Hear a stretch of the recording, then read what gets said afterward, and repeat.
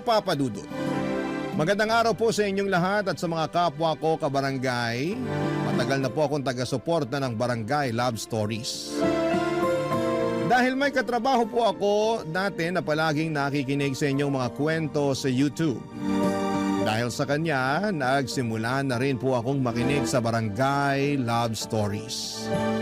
Ang kwentong ito ay isang bahagi ng aking buhay na tanging ang aking mommy at kapatid lamang ang nakakaalam. Nakasulat po ito sa aking journal at sa pagkakataong ito, napagdesisyonan ko pong ibahagi sa inyo ang ilan sa mga karanasan at aral na natutunan ko sa buhay. Alam niyo po yung feeling na mas lalong gumagaan ang lahat tuwing may nakakausap ka tungkol sa problema mo. Kaya po ako sumulat sa inyo kasi gusto ko pong maramdaman ulit yung feeling na yon. Ako po si Jasper. Lumaki po ako sa isang pamilya na malayo sa karaniwang buhay ng marami. Noong pinanganak po ako ay tila hindi pa ganap na handa ang mami ko na maging isang magulang. Maaga po naghiwalay ang aking mga magulang at hindi ko na po nakilala ang aking tunay na ama. Kaya po habang ako'y lumalaki, ang yaya ko po ang madalas kong kasama at kausap sa bahay. Nagbago po ang aming sitwasyon noong pinanganak ang kapatid ko. Si Dylan na ang tatay ay isang Amerikano. Ngunit hindi rin po nagtagal at naghiwalay din si mami at ang tatay ni Dylan. Habang lumalaki po ako ay unti-unti kong napapansin na parang mas paborito ni mami si Dylan. Aaminin ko po na sobrang nasasaktan ako tuwing napapansin ko po ito. Pero ni minsan, hindi ko po pinagbuhatan ng sama ng loob ang aking half-brother. Sa katunayan po ay hindi ko na rin po naramdaman na magkaiba pala kami ng ama. Para sa akin ay si Dylan ang kapatid ko at wala po akong ibang nararamdaman kundi ang pagmamahal at pagkalinga sa kanya, Papa Dudut.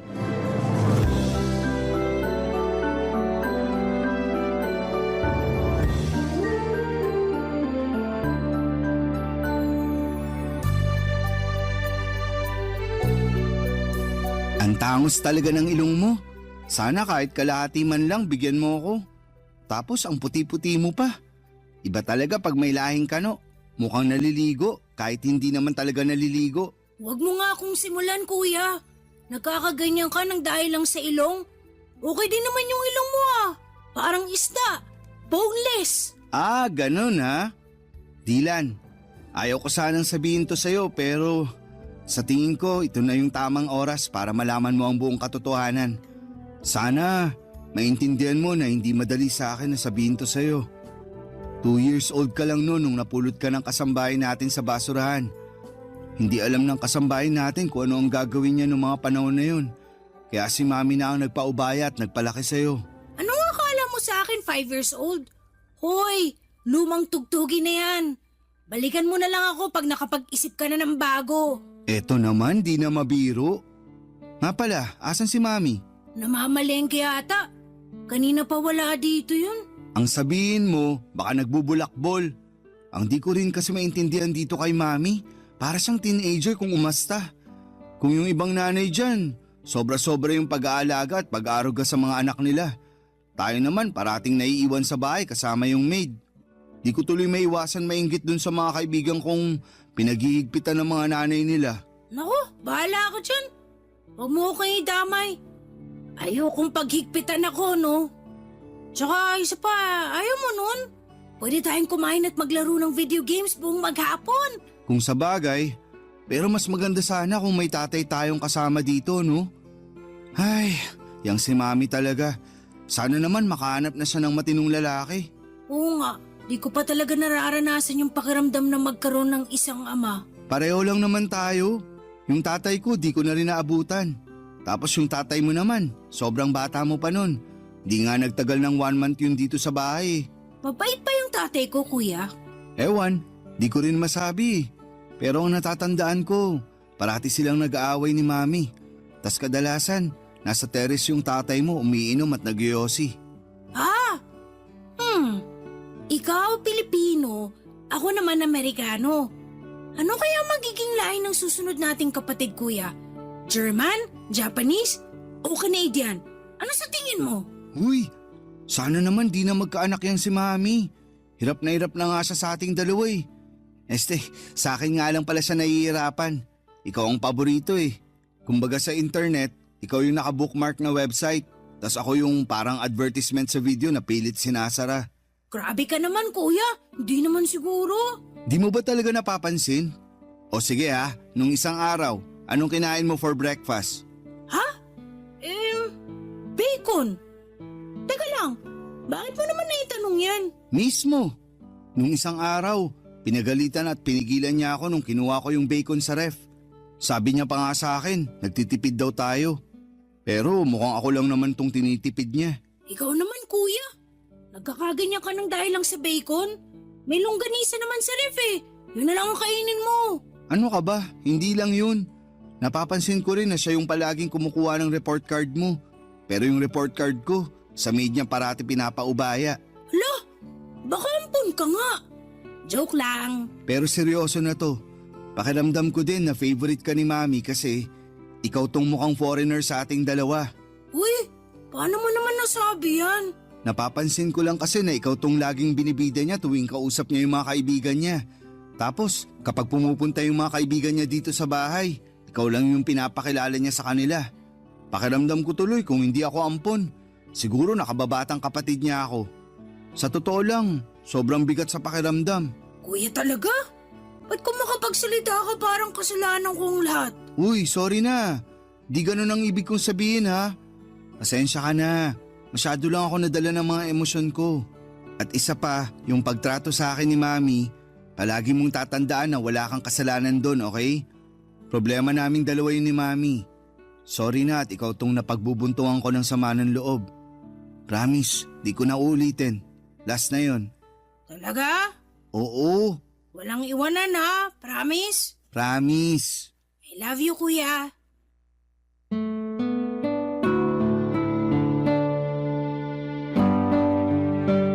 Ganyan kami ng kapatid ko, Papa Dudut. Laging nag-aasara, nag-aaway pero grabe. Sobrang mahal namin ang isa't isa.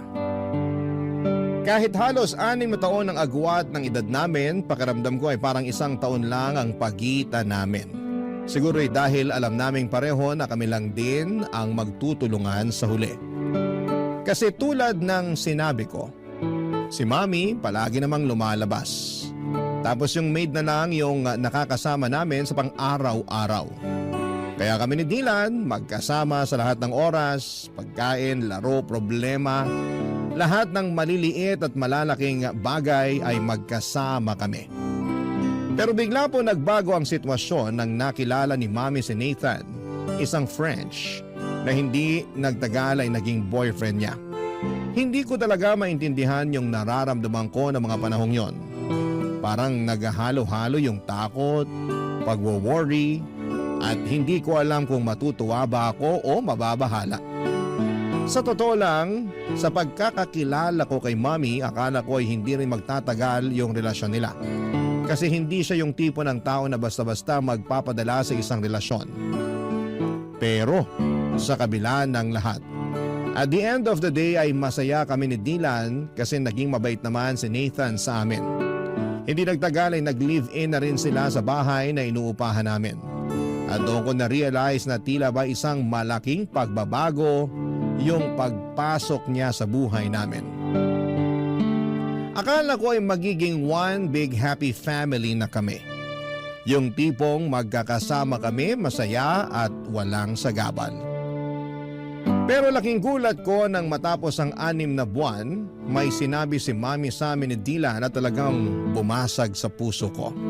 Yung tipong hindi ko alam kung papaano tatanggapin. Kasi parang lahat ng pangarap at inaasahan ko ay bigla na lamang nawasak. Ipinagtapat ni Mami sa amin ni Dylan na balak niyang ikasal kay Nathan sa France. Nung una'y natuwa pa ako para kay Mami kasi syempre masaya akong makita siyang masaya. Lalo na't si Nathan naman ay naging mabait sa amin. Pero hindi yon ang talagang bumasag sa puso ko. Yung sumunod na sinabi ni Mami ang nagdulot ng pasakit na hindi ko alam kung papaano ko haharapin, Papa Dudut.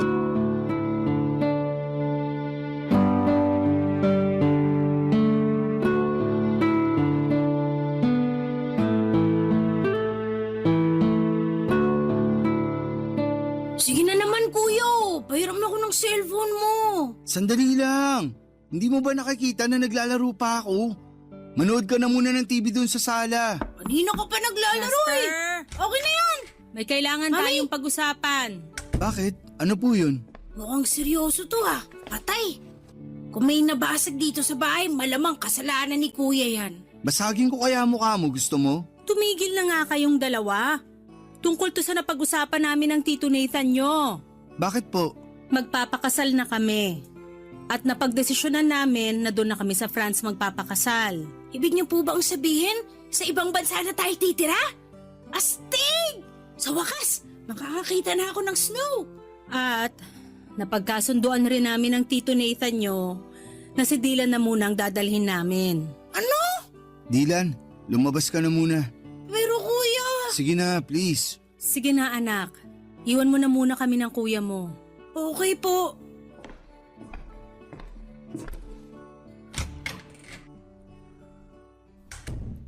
Ibig niyong sabihin, iiwan niyo na ako? Jasper, mahal ang cost of living doon.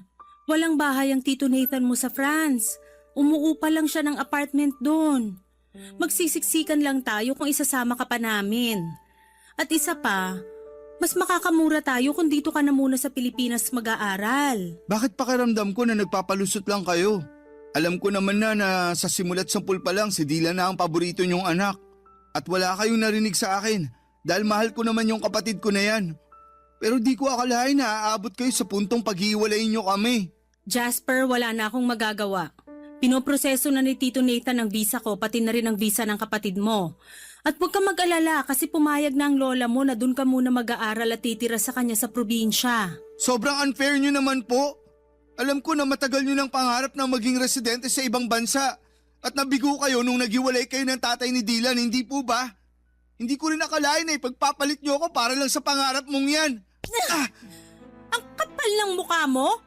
Buwas-bawasan mo yung tabas ng dila mo dahil kung hindi mas malalapad siya nang aabutin mo sa akin. Nakapagdesisyon na kami ng Tito Nathan mo, Jasper. At wala ka nang magagawa doon.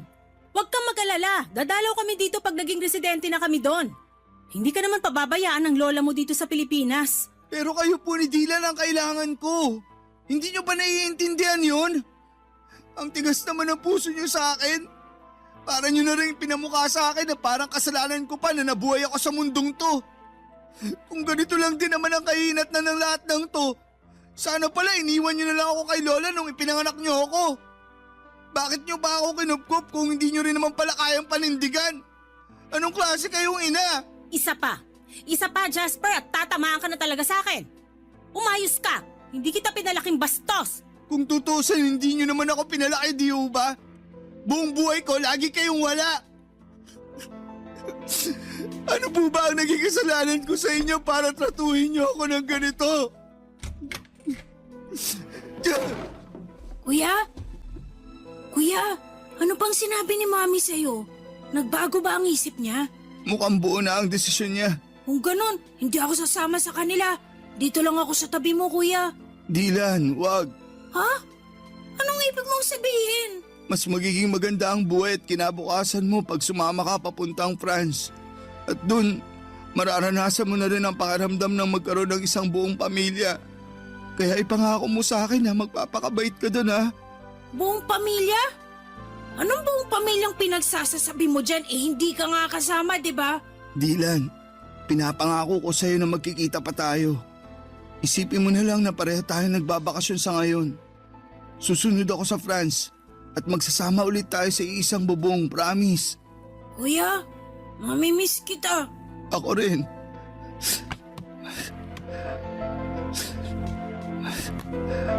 Oh, eto. Kunin mo. Ano to, kuya? Sa'yo na yung cellphone ko. Para naman may remembrance ka sa akin. Ingatan mo yan, ha? Oo, iingatan ko to. Thank you, kuya. Pero paano ka? Doon na daw ako kay Lola titira eh. Sigurado naman ako na may cellphone yun. O siguro magpapabili ako sa kanya. Ewan ko. Basta, huwag kang mag-alala. Dahil tatawagan pa rin kita, okay? Kuya, mamimiss kita. Payakap ako.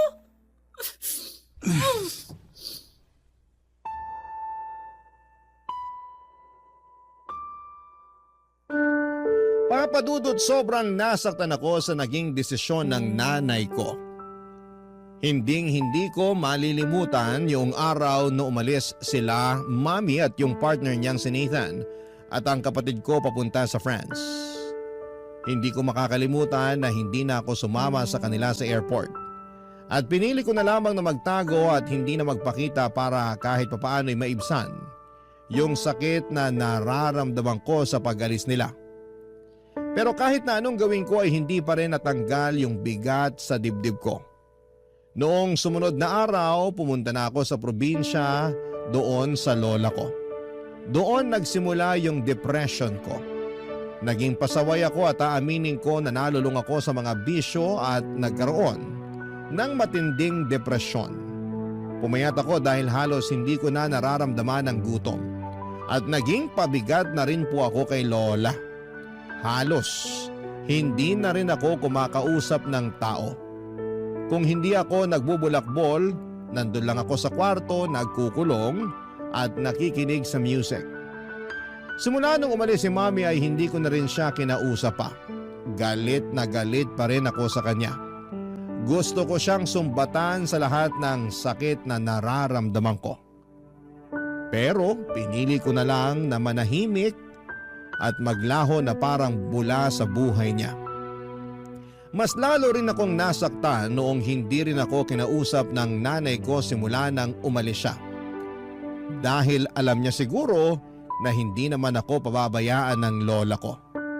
Pero syempre mas lalo lang nadagdagan ang pagkamuhi ko sa nanay ko.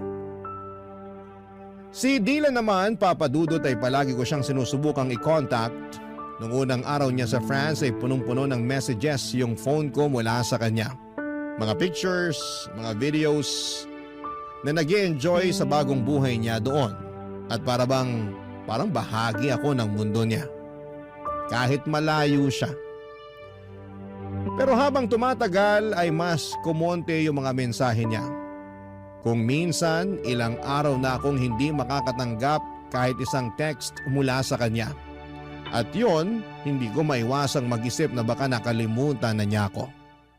Nasaktan ako noon syempre at mahirap tanggapin, pero iniisip ko na lamang na baka abala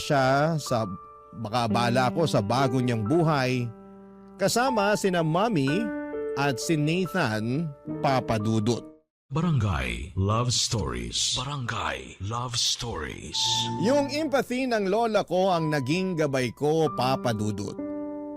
Kahit na siguro naging pasakit ako sa kanya, ni minsan ay hindi ko naramdaman at tinataboy ako ni lola. Laging pinaparamdam ni lola na naiintindihan niya ako.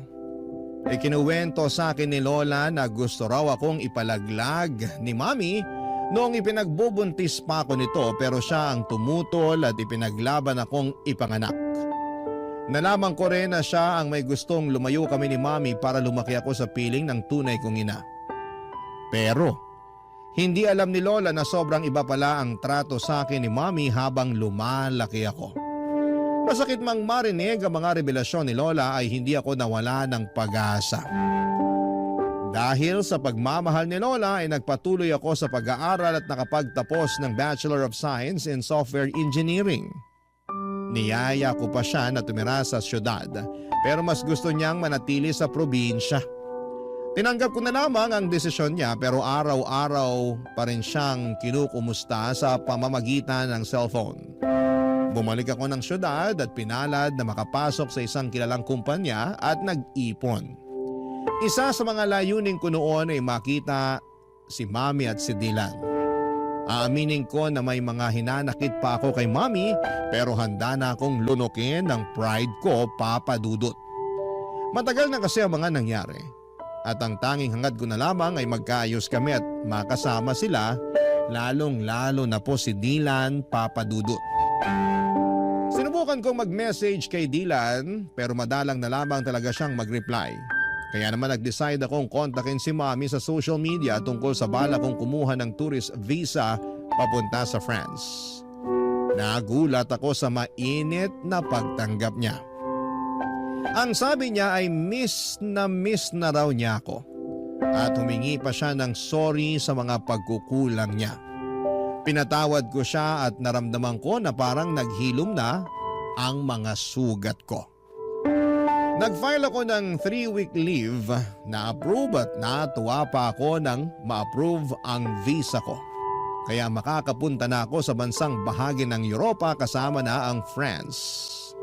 Agad ko itong binalita kay Mommy at sobrang saya niya para sa akin, Papa Dudut. Si Dylan ay hindi pa rin ako nireplyan. Pero sinabi ko na lamang sa sarili ko na mas okay siguro kung magkita na lamang kami ng personal. At dumating na nga ang matagal ko nang hinihintay, Papa Dudut. Ang makatungtong sa airport ng France.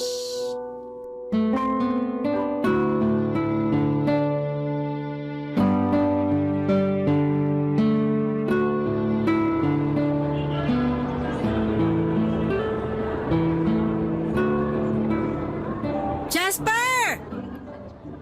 Mami! Dylan! Namiss ko kayo, sobra! Namiss ka rin namin, anak. Ang laki-laki mo na. Ito rin si Dylan, oh. Halos hindi ko na nga makilala. Mas matangkad pa siya sa akin. Huy, kumusta ka na? Namiss kita sobra. Ano ba? Nasasakal ako! Ay, sorry, pasensya ka na. Masaya lang talaga ako at nagkita na rin tayo. Uy, ikaw ba't bihira ka na lang mag-text sa akin? Di mo na rin sinasagot yung cellphone mo tuwing tumatawag ako. Alam mo, konti na lang magtatampo na talaga ako sa'yo. Jasper, pwede ba? Pagod ako. Mami, mauna na ako sa kotse. Sige, anak. Hintayin mo na lang kami ng kuya mo. Mami, may problema ba si Dylan? Bakit nanlalamig siya sa akin? Tapos Jasper pa talaga yung tawag niya sa akin, ha? Naku na, kayaan mo na muna yung kapatid mo na yon. Pagod lang yun kasi late na natulog. Pero syempre, ginising ko siya ng maaga at pinilit ko siyang samahan ako dito sa airport. Ah, kaya pala. Pero bakit Jasper lang yung tawag niya sa akin kanina? Aaminin ko, medyo nasaktan ako dun. Nak, sobrang magkaiba kasi ang kultura dito sa France at doon sa atin sa Pilipinas. Dito kasi sa France, walang kuya-kuya at ate-ate. First name lang ang tawagan ng mga magkakapatid dito. Ano ba yan? Sobrang nakakapanibago naman. Mabuti na lang talaga at marunong pa siya magtagalog. Aba, syempre naman. Hindi ako nagfe-French kapag kausap ko yung kapatid mo na yan. Kasi ayoko na makalimutan niya yung lengguwahe natin. Mabuti naman po kung ganun. Pero mami, siguro ang galing nyo na ni Dylan mag-French, no? Oo naman. Sa katunayan nga, mas magaling pang mag-French ang kapatid mo kaysa sa akin eh. Napakatalinong bata. Sobra! Kahit nung bata pa yan, sobrang hanga na ako dyan eh. Nga po pala, may kailangan akong sabihin sa inyo. Ano yon, Nak? Huwag po kayong mabibigla ha. Naaalala niyo po ba yung hotel na nireserve ko para sana sa 2 linggo na stay ko dito sa France? Oo. Bakit? Ano po kasi, kinancel ko po yung reservation ko sa hotel na yun. Nag-request po ako ng refund. Ha? Bakit mo naman ginawa yun, Nak? Mami, tatapatin na po kita. Gusto ko po sana magstay sa apartment niyo nakasama ka at si Dylan. Ano? Ay, anak naman eh. Hindi kalakihan yung tinitira namin na apartment. Hindi ka magiging komportable doon. Maghanap ka na lang ng ibang hotel, tutulungan kita. Kahit ako na ang magbayad. Mami, ganito kasi yan. Sa 2 linggo ko na stay dito, ayoko naman po magmukmuk sa hotel. Gusto ko po kayong makasama ni Dylan sa bawat segundo, minuto at oras. Kaya please na po, Mami. Pumayag na po kayo. Ay, kahit kailan ka talaga, oo. Napaka-independent mo na pero parang bata ka pa rin kung umasta. So, ibig sabihin ba niyan pumapayag na po kayo? May magagawa pa ba ako? Salamat po, Mami. I love you. Pero ipapaalala ko lang sa'yo na wala kaming guest room sa apartment na yon. Doon ka na matutulog sa kwarto ni Dylan pero single bed lang yon. Okay lang sa akin kahit sa saig na po ako matulog. Loko-loko ka talagang bata ka. May extra foam naman dun eh. Yun na munang ipapagamit ko sa'yo. Thank you po. Nga pala, Mami. Kumusta kayo ni Nathan? Okay naman po ba kayo? Ah, yung Tito Nathan mo? Okay naman kami. Bakit mo naman natanong yan? Wala lang po. Matagal-tagal na rin kasi nung huli ko siyang nakita. Sa tingin niyo po ba, okay lang sa kanya na doon na muna ako tutuloy sa apartment? Ayan tayo eh. O di ba sana naisip mo yan bago mo kinansela yung reservation mo dun sa hotel? Ibang klase ka talagang bata ka. Mami talaga. Sigurado akong mabibigla yon. Pero huwag kang mag-alala. Ako na magpapaliwanag sa kanya. Thank you, Mami. Kaya mahal na mahal ko po kayo eh. Naku, nambola pa. Ah, pero Jasper, kung sakaling may marinig ka na ingay galing sa kwarto namin, huwag mo na lang pansinin, okay? Kasi alam mo naman, buhay mag-asawa, paminsan-minsan may mga hindi pinagkakasunduan. Pero wala namang problema na hindi nasosolusyonan, di ba? Bakit po? Madalas po ba kayo mag-away ni Nathan? Alam mo naman mga French, ang tatapang. Tapos kapag may pinaniniwalaan sila, talagang pinaninindigan nila. Kaya ayan, paminsan-minsan nagtatalo kami dahil sa ugali ng Tito Nathan mo na ganyan. Ah, kaya pala. Mukhang maninibago ako dito ah. Halika na nga, sa bahay na tayo magkwentuhan. Papadudot, tumuloy po ako sa apartment ni na Mommy at salamat na lamang at napapayag si Nathan na doon ako tumira ng 2 linggo. Mabuti na rin po at naging okay na kami ni Mommy at sobrang nagpapasalamat po ako sa Panginoon dahil sa maayos ang relasyon namin. Pero si Dylan po ay mukhang siya naman po ngayon ang nanlalamig. Hindi na kami masyadong nagkakausap. Kahit nasa isang kwarto lamang kami natutulog. Kadalasan po ay naka-headset lamang siya at tuwing tinatanong ko siya o nakikipag-small talk, parang hindi siya interesado. Minsan nga po ay hindi na niya ako sinasagot ng maayos. Nung una iniisip ko na baka epekto lamang ito ng pagiging dito niya sa France nanirahan. O baka naman dahil sa mga pagtatalo ni Mommy at Nathan sa kabilang kwarto. Alam ko po kasi na kahit na hindi nila sinasadya ay malaki ang epekto ng mga ganong bagay, lalo na kapag naririnig ng bata. May mga pagkakataon din na iniisip ko na baka may pinagdadaanan siya na hindi ko pa rin nauunawaan. Sinubukan ko pong kausapin siya minsan kung bakit siya nanlalamig. Pero iniiwasan lamang po niya ako. Hindi ko na po siya pinipilit, baka lalo lang po siyang magtampo o magalit. Naintindihan ko naman po na may mga bagay na ayaw pa niyang pag-usapan at baka hindi pa siya handa papadudot. Kahit na ganito siya, hindi po nagbago ang pagmamahal ko sa kanya. Mahal na mahal ko pa rin siya at ginagawa ko po ang lahat para iparamdam sa kanya ang bagay na yon. Kaya noong nagkita kami, ginamit ko po yung pagkakataon para ipakita sa kanya kung gaano ko siya pinapahalagahan. Pinagluluto ko siya ng almusal, binibilhan ng mga bagong gadgets at kung ano-ano pa. Nagpasalamat naman siya pero hanggang doon na lang. Wala na po yung mga asaran at kulitan namin at ako na lang po ang unti-unting nag-a-adjust sa nagbabagong ugali ng kapatid ko. Hanggang isang gabi habang si Dylan ay abala sa computer at ako naman ay naglilinis ng kwarto ay may napansin po kong kakaiba sa likod niya. Manipis po kasi yung suot niyang damit noong araw na yon. Kaya kitang-kita ko na may kakaibang kulay sa likod niya. Dali-dali ko pong inangat ang t-shirt niya at parang nabasag ang puso ko sa mga nakita ko. May mga pasa siya sa katawan niya. Agad akong natigilan at parang may dumaan na bagyong dumurog sa puso ko.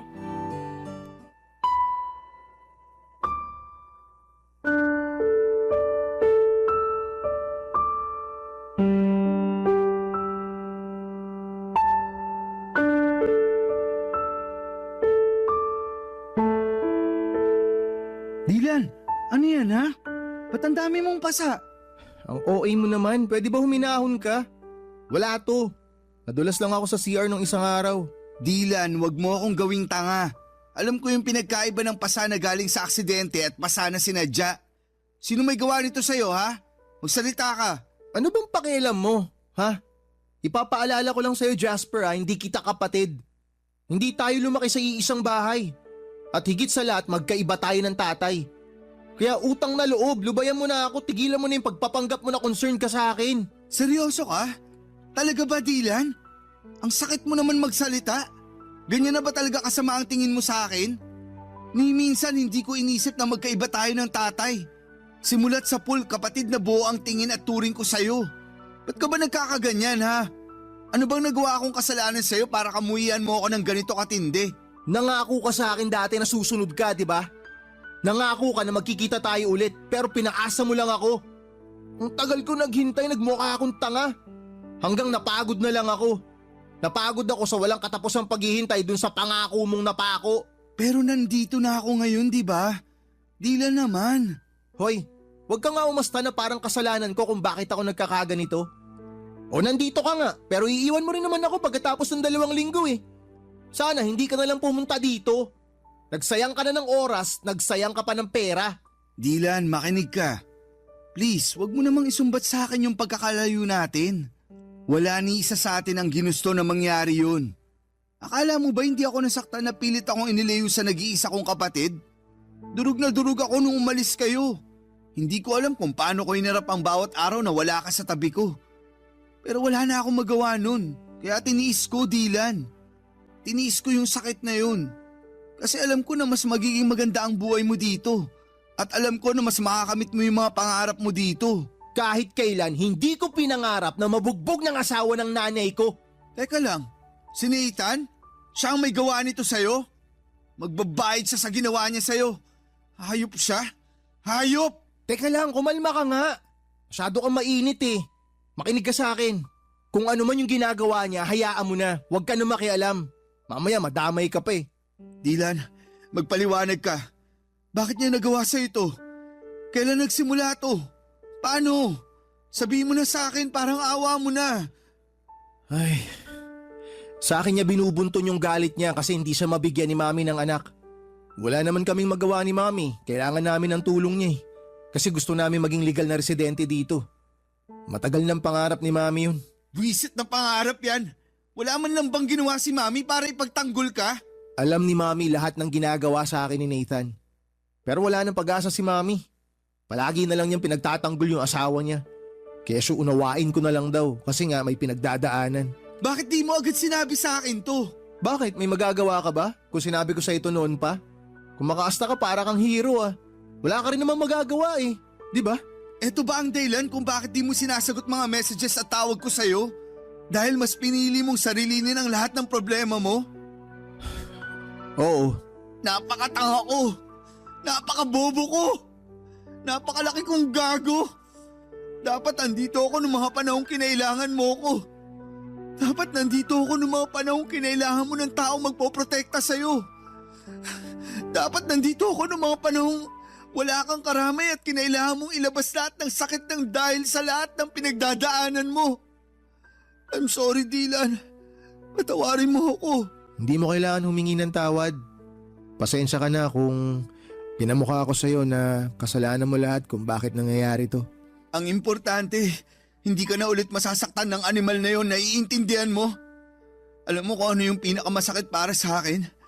Yung simula pagkabata natin, ikaw yung paboritong anak ni Mami pero hindi ka man lang niya nagawang ipagtanggol sa hype na Nathan na yon. Hindi ko alam kung paano natiis ni Mami yung ganitong klaseng sitwasyon, Dylan. Hindi ko na talaga kaya dito. Sasama na ako sa'yo. Parang awa mo na isama mo ko. Sorry kung hindi kita pinakitunguhan agad ng maayos.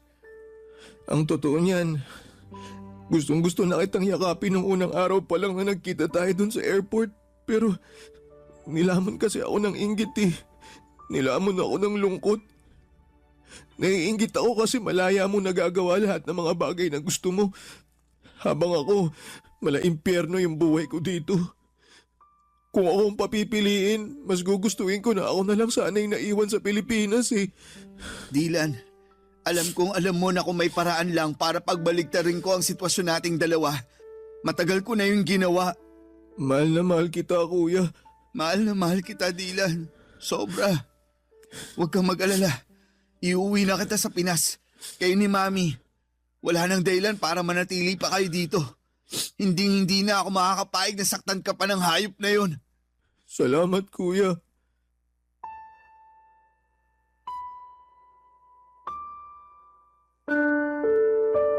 Sobrang gulo ng emosyon ko ng araw na yon, Papa Dudut. Hindi ko alam kung paano ko haharapin ang sinabi ni Dylan sa akin. Kung nung una ay pinapangarap ko pang magtagal sa bakasyon ko sa France, ngayon ay parang ang tanging hangad ko na lamang ay makaalis pabalik ng Pilipinas kasama ang nanay at kapatid ko. Kinausap ko si Mami noon at pinilit kong kumbinsihin siyang bumalik na sa Pilipinas kasama ko, pero tila baga nakatanim na sa isipan niya ang pangarap niyang maging residente ng ibang bansa. Pinagbantaan niya rin ako na hindi ko raw pwedeng i-report sa authority ang kalaguyo niya dahil masisira daw lahat ng plano niya. Tinutulan niya ang tulong ko at sa mga mata niya ay parang isang malaking pagkatalo na lamang ang bumalik sa Pilipinas. Sobrang sakit ng pakiramdam ko. Kahit na anong pilit ko ay nagmatigas siya, Papa Dudut. Kitang-kita ko na ang toxic na ang relasyon nila ng asawa niyang Frances. Pero hindi pa rin siya tumitigil sa pangarap na makapagtuloy sa ibang bansa. Ang hirap, Papa Dudut. Ipinaglaban ko si Mami sa paulit-ulit na paraan, subalit sa kanya ay tila wala ng saysayang lahat. Kaya't gumawa ako ng paraan at sa huli ang tanging magagawa ko na lamang ay iligtas at dalhin si Dylan pabalik ng Pilipinas. Pagdating namin sa Pilipinas ay parang isang milagro. Ang dating pagkatao ni Dylan, pati na rin ang relasyon namin ay muling nabuhay. Parang ang mga piraso ng aming koneksyon na matagal nang nawalay ay unti-unting nagsimulang magdikit muli. Naramdaman ko ang pagbabalik ng tiwala.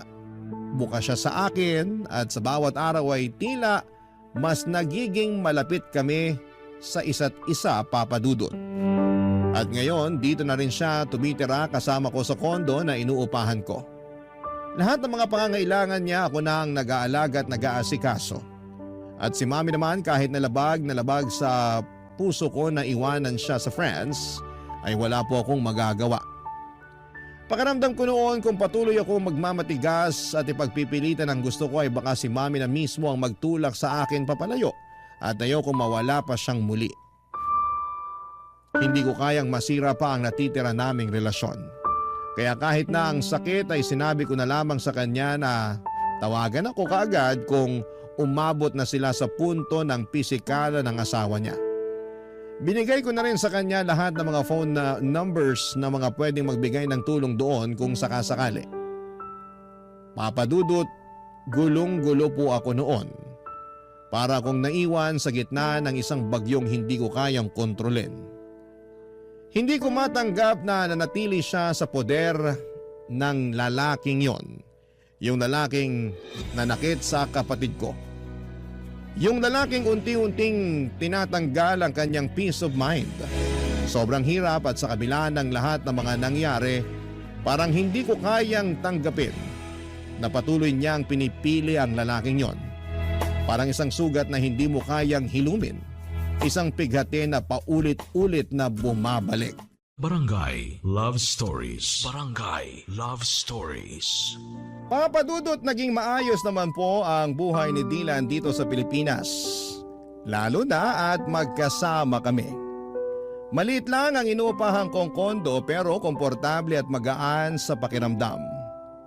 Natustusan ko naman ang mga pangangailangan namin at sa bawat araw ay natututo rin si Dylan sa pag-a-adjust sa simpleng buhay dito sa Pilipinas. Ako na rin ang nag-aasikaso sa lahat ng papeles ni Dylan para makapag-stay siya ng maayos dito at higit sa lahat ay pinili kong ipagpatuloy ang kanyang edukasyon dito sa Pilipinas. Papa Dudut, masaya ako na naging mapayapa ang buhay namin kahit sa simpleng paraan. Ang mga maliliit na bagay na dating hindi namin binibigyang halaga, mga magaan na araw, tahimik na gabi ay ngayon ay nagiging malalaking bagay para sa amin. Ngunit sa kabila ng lahat ng ito, hindi pa rin nawawala ang matinding pagwo-worry namin kay Mommy, lalo na si Dylan. Paminsan-minsan ay binabangungot pa siya, parang ang mga masasakit na alaala mula sa France ay patuloy na bumabalik, Papa Dudut. Parang hindi siya makaalis sa mga trauma na iniwan sa kanya ng mga nangyari doon. Minsan ramdam ko ang takot sa mga mata ni Dylan at sobra siyang nagwo-worry sa kalagayan ng nanay namin. Hindi rin ako nakaligtas sa mga alalahaning yon. Pareho kami ng mga nararamdaman, yung bigat sa puso, yung takot na baka may mangyaring masama kay Mommy o kaya'y lalo siyang mapahamak, Papa Dudut. Ilang gabi rin ang lumipas na hindi ko maiwasang sisihin ang sarili ko. Sana'y mas pinilit ko si Mommy na bumalik sa Pilipinas kasama namin. Hanggang ngayon ay hindi ko pa rin mapatawad ang sarili ko sa desisyon kong iwanan siya doon. Marami akong tanong sa isipan ko kung sana'y mas pinilit ko pa siya, kung sana ay hindi ko siya iniwan, baka hindi na siya lumubog pa sa ganitong sitwasyon. Pero sa kabila ng lahat, Papa Dudut, ng pag-aalala at pagdududa, may mga bagay na kailangan ko ring tanggapin. Minsan, hindi mo kayang baguhin ang mga desisyon ng ibang tao. Lalo na kung ang pinipili nilang landas ay iba sa'yo. Ngunit kung may isang bagay man na hindi ko pagsisisihan, yon ay ang desisyon na dalhin si Dylan pabalik ng Pilipinas. Siyang naging dahilan kung bakit mas nagkaroon ng pag-asa akong maramdaman na natutulungan ko siya at magbagong buhay. Sa kanya ko nahanap ang lakas na magpatuloy at hindi ko kayang isiping wala siya sa tabi ko. Lalo na sa mga panahong kailangan ko ng gabay at suporta. Mas ligtas siya sa akin dito at mas magaan ang pakiramdam ko na magkasama kami. Ang mga gabi namin ngayon ay tahimik, puno ng simpleng kaligayahan. At mas kontento kami sa buhay, Papa Dudut.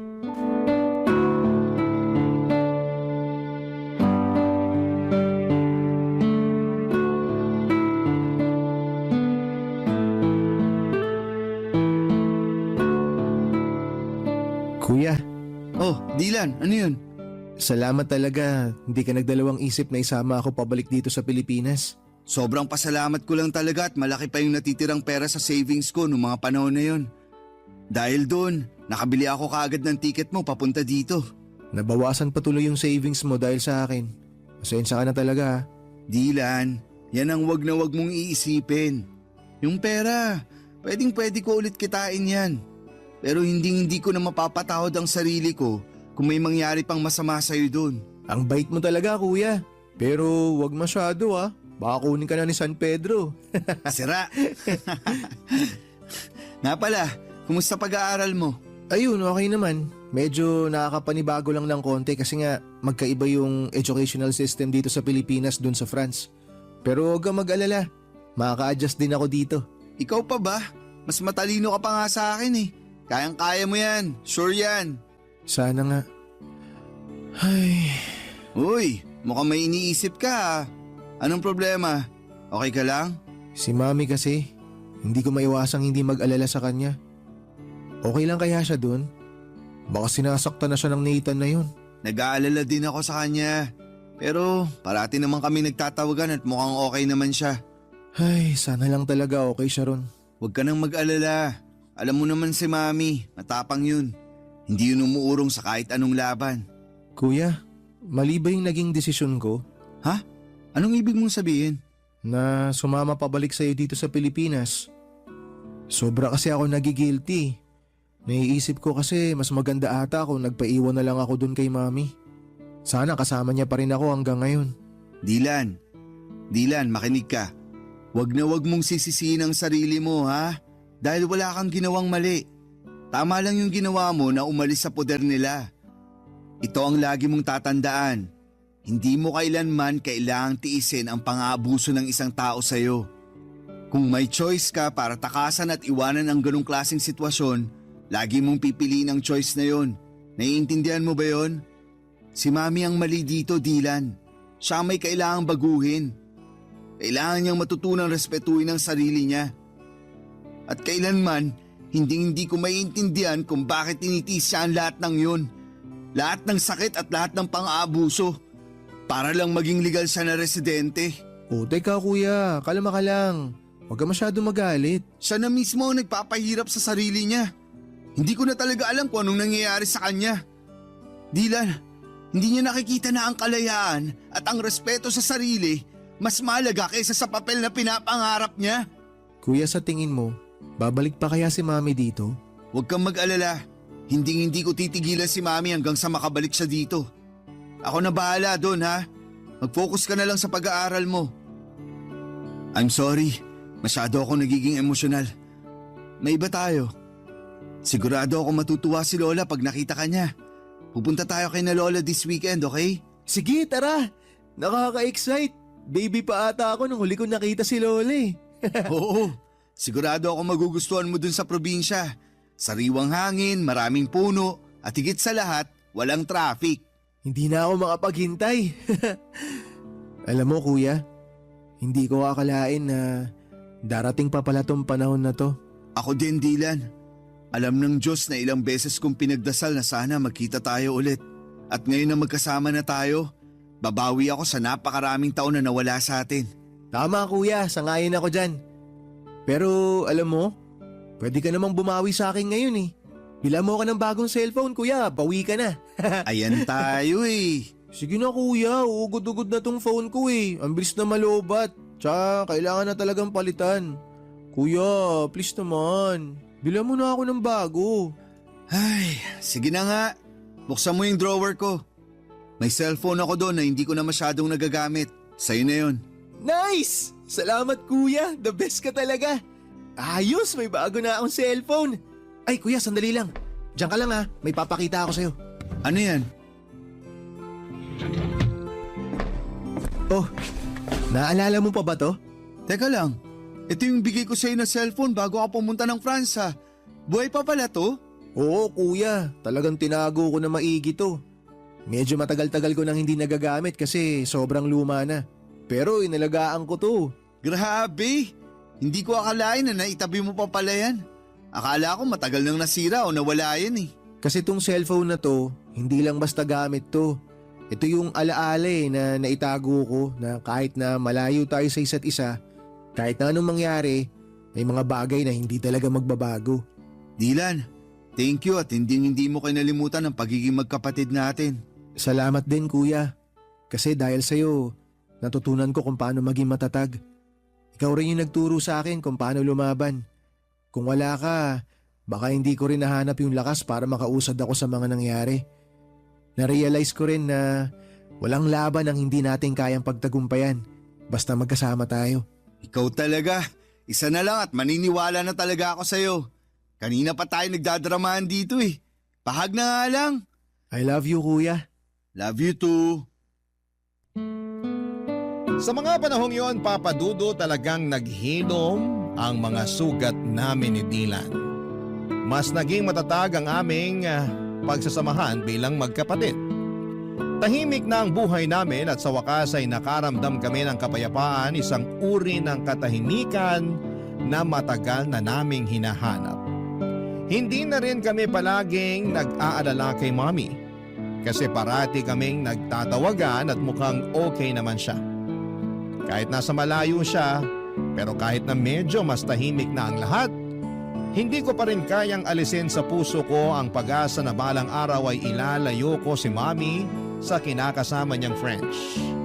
Hindi ko talaga kayang patawarin ang ginagawa ng asawa ni Mommy sa kapatid ko.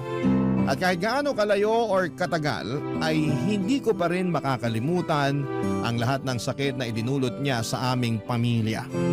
Masaya na rin ako na parang hindi ko na masyadong napapansin na may trauma pa si Dylan.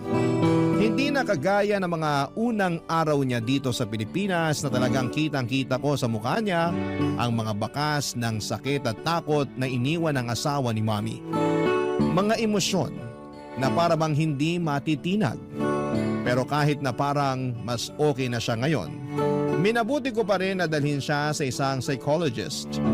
Kailangan niyang mailabas ang lahat ng mga negatibong emosyon na naipon niya mula sa mga pinagdaanan niyang trauma. Gusto kong matulungan siya na maghilom ng buo at sana'y magkaroon siya ng lakas na tanggapin lahat ng mga nangyari at makapagsimula ng panibagong kabanata sa buhay niya. Masaya na ako sa takbo ng buhay namin, Papa Dudut. Wala po akong naging problema sa trabaho at si Dylan sa wakas ay nakakapag-adjust na rin sa buhay niya sa school dito sa Pilipinas. Gumagala kami tuwing weekends at doon kami nakakahanap ng bonding, mga simpleng bagay pero puno ng halaga. Bawat araw na magkasama kami tila ba mas napapalalim ang aming samahan bilang magkapatid at natututo kami na mas marami ng bagay tungkol sa isa't isa. Akala ko ay magiging ganito na lang ang cycle ng buhay namin, tahimik, masaya at magkasama. Hanggang isang araw, may narinig kaming katok sa pintuan ng kondo namin, Papa Dudut.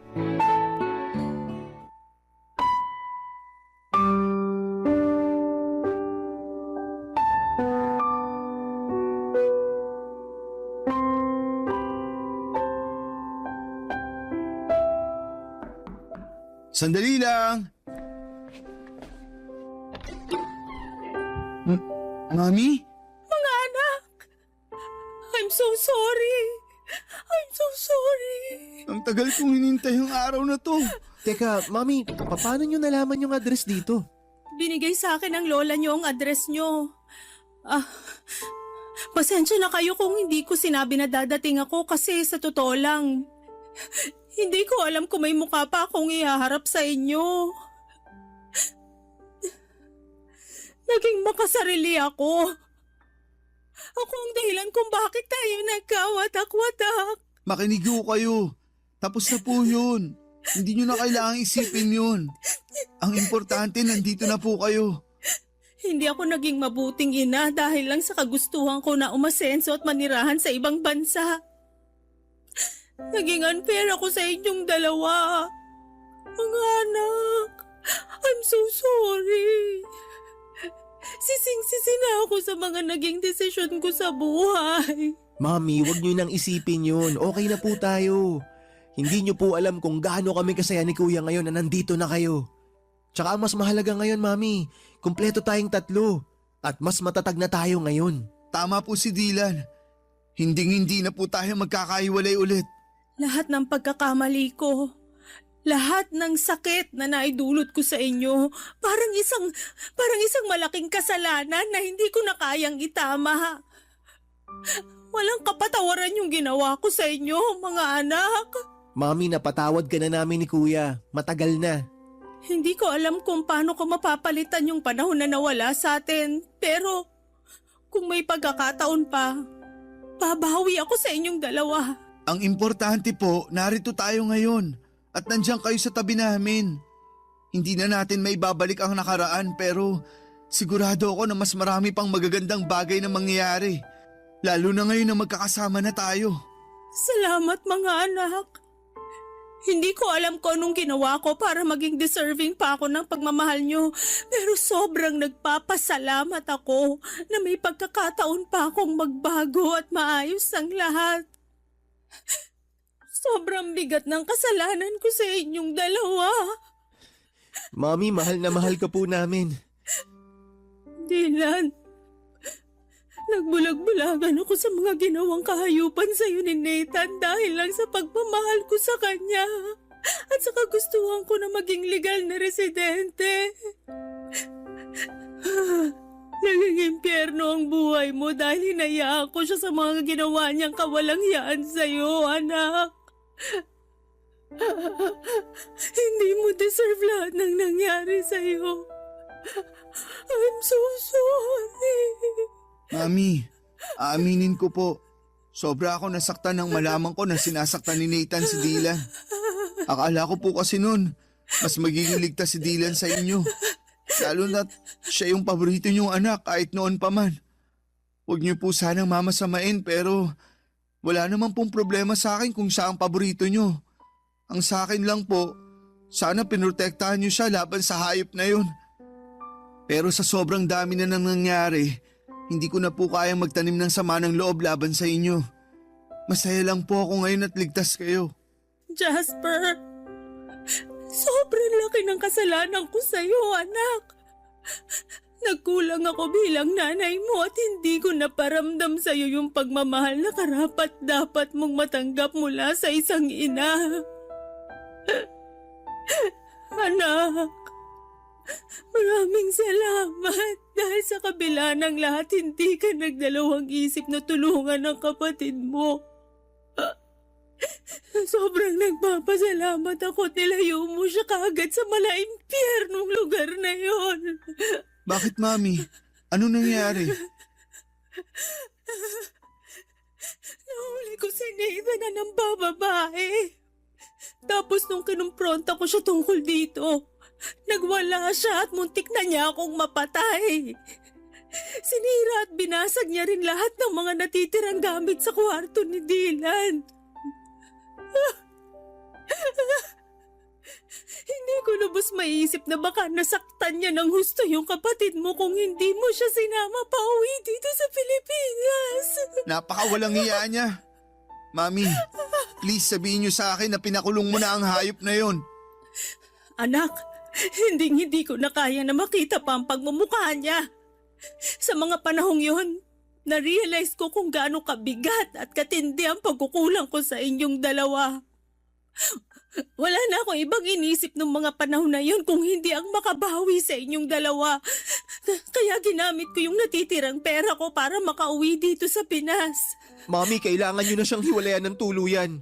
Ayoko na magkaroon pa kayo ng kahit na anong ugnayan sa kanya. I-delete nyo na yung phone number niya sa phone nyo. I-block nyo siya sa lahat ng social media.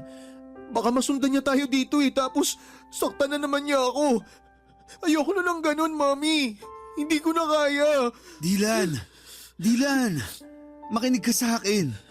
Wala nang mananakit sa'yo dito. Ligtas ka na sa poder namin. Hindi na ako makakapayag na may manakit pa sa'yo. Anak, makinig ka sa kuya mo. Hindi ka namin pababayaan.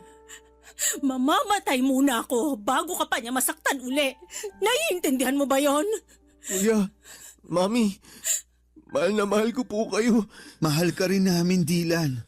Huwag ka mag-alala, anak. Magbabago na ang lahat simula sa araw na to. Hindi na tayo maghihiwalay.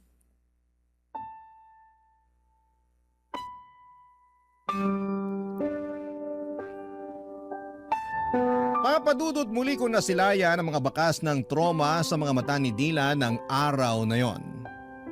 Sobra ang aking pag-aalala para sa kanya. Ngunit sa tulong namin ni Mami ay unti-unti at tuluyan din niyang nalaman na hindi siya dapat matakot pa. Si Mami po ay nanirahan kasama namin ni Dylan sa kondo na inuupahan namin. Habang ako ay patuloy sa aking trabaho bilang isang software engineer, si Dylan ay nagsusumika pa rin sa kanyang pag-aaral. At si Mami naman ay nagsimula ng magtrabaho bilang hotel receptionist. Nagtutulungan kami ngayon ni Mami sa mga gastusin at bills at sobrang saya ko po na kahit na hindi na ako bata ay nakakapiling ko pa rin siya sa araw-araw. Naging maayos naman ang takbo ng buhay namin hanggang sa isang araw. Isang kaibigan ni Mami mula sa France ang nagbalita na pumanaw na si Nathan dahil sa isang insidente sa bar. Tinulungan ko si Mami na mag-hire ng French lawyer online upang mag-file ng divorce nang hindi na niya kailangan bumalik pa sa France. Sa kabila ng mahaba at magastos na proseso ay naayos din namin ito at sa wakas ay na-finalize ang divorce. Hindi ko po kayang ilarawan ang gaan ng aming nararamdaman nang matanggap namin ang balita na opisyal nang wala ng bisa ang kasal nila ni Nathan. Sa wakas ay makakapagsimula na kami ng bagong buhay. Sa ngayon ay nagsusumikap kami ni Mommy na mag-ipon upang makapagpatayo ng bahay na magiging saksi sa mas marami pang magagandang alaala na bubuuin namin bilang isang pamilya. Sa lahat ng mga naranasan ko ay natutunan ko na ang pagpapatawad ay isang paraan para bigyan ang sarili mo ng pagkakataong magpatuloy at maghilom. At syempre, maging maligaya. Lubos po ako nagpapasalamat sa Diyos dahil hindi niya ipinagkait sa akin ang pagkakataong muli kong makasama ang pamilya ko. At sa wakas ay masasabi ko na rin na ang mga sugat ng nakaraan ay tuluyan ng nagsara at naghilom. Kung sakali man po na matanggap ninyo ang aking liham ay nais ko po sanang magpasalamat sa inyong oras at atensyon sa aking kwento. Dear Papa Dudut, pangarap ko na talagang magkaroon ng sariling pamilya simula noong dalaga pa lamang ako. At gusto ko na ang mapangasawa ko ay hindi taga sa amin sa Isabela. Kaya nga nung nauso po ang Facebook, kung sino-sinong lalaki ang kinausap ko para makipagkilala. Karamihan ay mga taga Maynila. Meron din namang mga taga Rizal at Batangas. Pero wala naman akong sineryoso sa kanila dahil patapos pa lamang ako sa high school ng mga panahong yon. Bago ko i-share ang kwento ko ay magpapakilala muna ako. Ako si Shaira, 32 years old at kasalukuyang nakatira sa Quezon City. Meron na akong 2 anak at kinakasama na tawagin na lang po nating Noriel. Factory worker siya at nakilala ko noon sa kantina dati kong pinagtatrabahuhan bilang dishwasher. Lagi kasi siya doong kumakain. Noong nabuntis ako ni Noriel, alam ko na meron na siyang anak sa dati niyang kinakasama. Pero tinanggap ko pa rin yon dahil mahal ko si Noriel. Magsisimula ang lahat taong 2024 noong nabuntis niya ako sa pangalawa naming baby, Papa Dudut.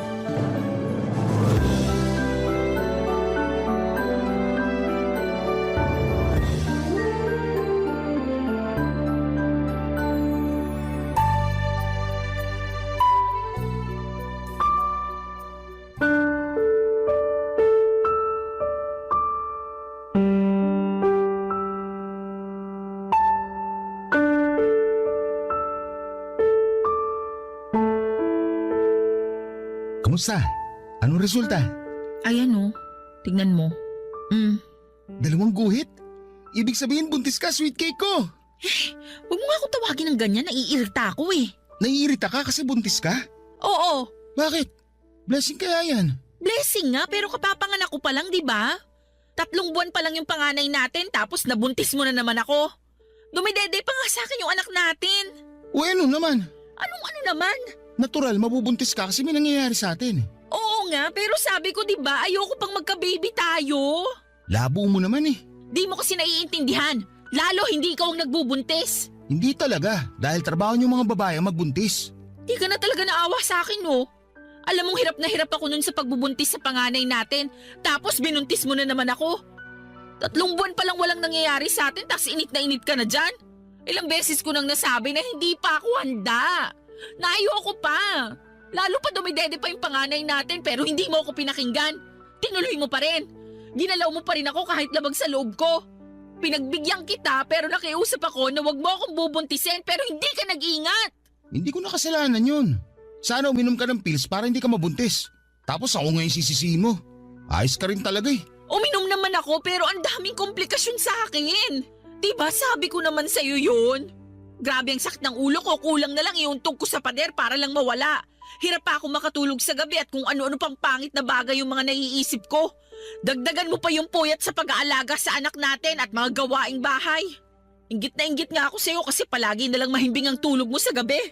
Tapos ikaw pa ang galit pag iniistorbo ko ang tulog mo dahil lang gusto kong magpatulong sa pag-aasikaso sa baby natin. May trabaho pa kasi ako kinabukasan nun. Ikaw kaya pumasok na puyat, sige nga. Di mo kasi alam na bantay sarado kami ng bisor namin. Bawal aantok-antok sa production. Kaunting mali mo lang, si baka. At yun ang iniiwasan ko dahil kawawa tayo. Sana naisip mo man lang yun. lagi kong iniisip ang kapakanan mo, kung anong mararamdaman mo. Pero ako ba? Kahit konti, iniisip mo rin? Ano bang klaseng tanong yan? Sagutin mo na lang. Malamang oo. Kaya nga ako nagsisikap sa pagtatrabaho para sa'yo at sa anak natin. Talaga lang Para ka namang sira eh. Sira na kung sira. Pero para sa akin, hindi totoo yung sinasabi mo. Kasi kung totoo na iniisip mong kapakanan ko, hindi mo ako agad bubuntisin. Wala kang awa sa akin? Akala mo ganun lang kadaling mag-anak? Kung makapagsalita ka parang di natin anak yung dinadala mo Paano na lang pag lumaki ang batang yan at nalaman niya na ayaw mo sa kanya? Ano na lang mararamdaman niya? Hindi ko sinabi na ayaw ko sa anak natin. Ang akin lang, hindi pa to yung panahon para magbuntis na naman ako. Hindi ka ba nakakaintindi? 3 buwan pa lang yung panganay natin, Noriel. Hindi naman kagad lalabas yung pangalawa natin. May ilang buwan pa para lumaki yung panganay natin. Hirap sa'yo, masyado kang OA. Ako ba talaga yung OA? Sino pa ba?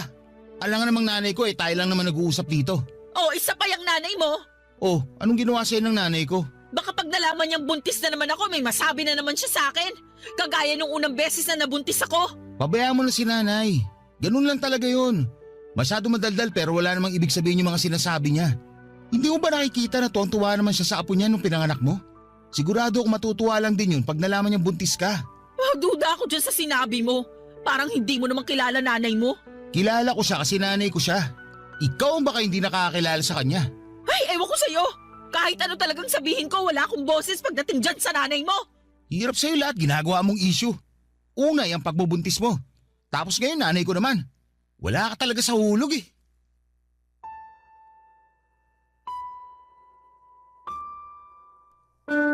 Papadudo 2023 nang nagkakilala kami ni Noriel. Noong taon ding yon ay nabuntis niya ako sa panganay namin kaya nagsama kami sa iisang bubong. Bale, tumira kami sa bahay nila sa Quezon City kasama ang nanay niya. Pero bago yung taong 2016 nang kinuha ko ng tiyahing kong tagaluto sa naturang kantin kung saan kami nagkakilala ng kinakasama ko. Siyempre excited ako noon dahil ang nasa isip ko ay pagkakataon ko na para matupad ang pangarap kong makapag-boyfriend ng taga-syudad. Alam ko na hindi ko dapat priority ang paghahanap ng karelasyon dahil mahirap lang ang buhay namin sa probinsya noong araw. Ni hindi na nga ako nakatungtong sa kolehiyo kahit gustuhin ko pa.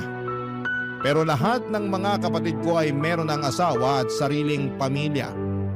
Ako ang bunso sa aming 5 at matagal nang hiwalay ang mga magulang namin.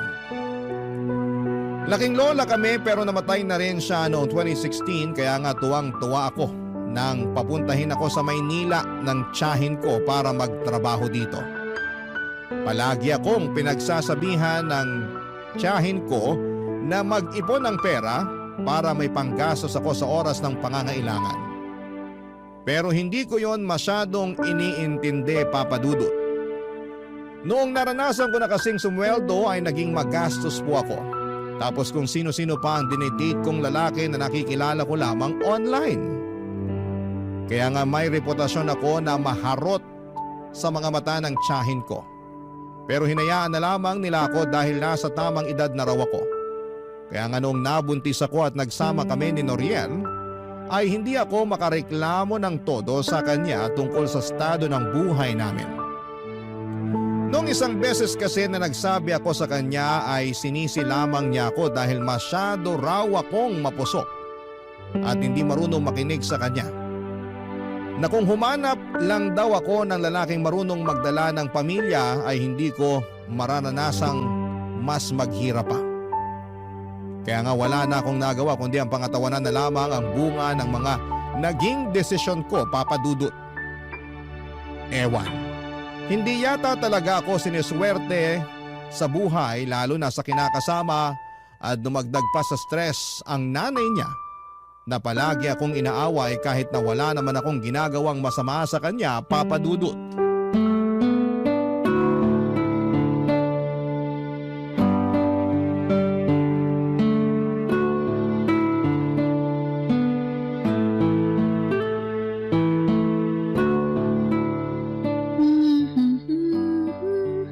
Wow! Ang cute naman ng damit ng baby niya. Kaninong baby niya? Kayo po pala, Nay. Oh, ako nga. Bakit kumakaano ka naman dyan Akala mo nakakita ka ng maligno. Hindi naman po sa ganon. Nagulat lang po talaga ako sa pagdating nyo. Paano hindi ka magugulat? Tutok na tutok ka dyan sa cellphone. Kulang na lang, idikit mo yung mga mata mo dyan. Sobra naman po kayo. Ako pa ang sobra. Kanina ko pa napapansin na babad ka dyan sa cellphone mo Kung makaasta ka, akala mo wala kang inaalaga ang anak Ngayon lang naman po ako nag-cellphone.